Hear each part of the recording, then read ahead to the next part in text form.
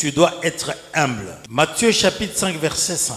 La version de Louis II dit « Heureux les débonnaires, car ils hériteront la terre ». Dans la version Le Semeur, « Heureux ceux qui sont humbles, car Dieu leur donnera la terre en héritage ». Ceux qui sont humbles, Dieu leur donne la terre en héritage. Ou bien mboka.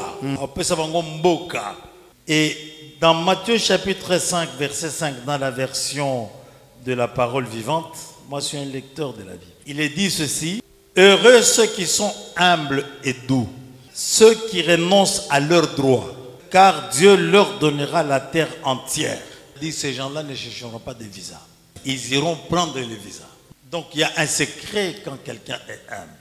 L'humilité n'est pas ce que vous faites, c'est ce que vous êtes. Ce que vous êtes détermine de l'humilité dans votre vie.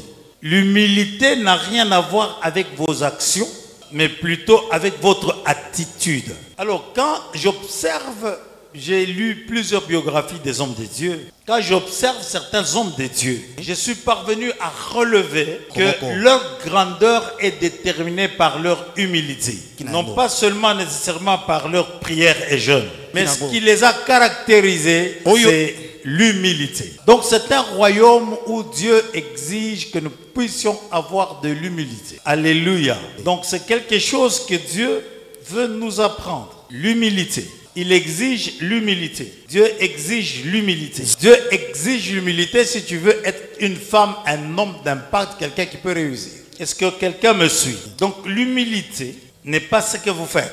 L'humilité, c'est ce que vous êtes. C'est une attitude. Les orgueilleux dans ce domaine d'humilité ne peuvent jamais émerger dans le royaume d'impact. Pourquoi? Parce que chaque fois qu'ils vont essayer, Dieu va leur résister.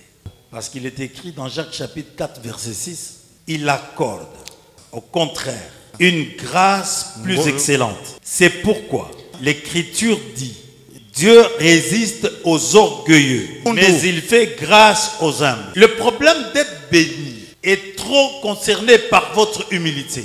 Tu veux que Dieu te bénisse? Tu veux que Dieu t'élève? Eh bien, il y a une condition. La première condition, il faut être fort. La deuxième condition, il faut être courageux.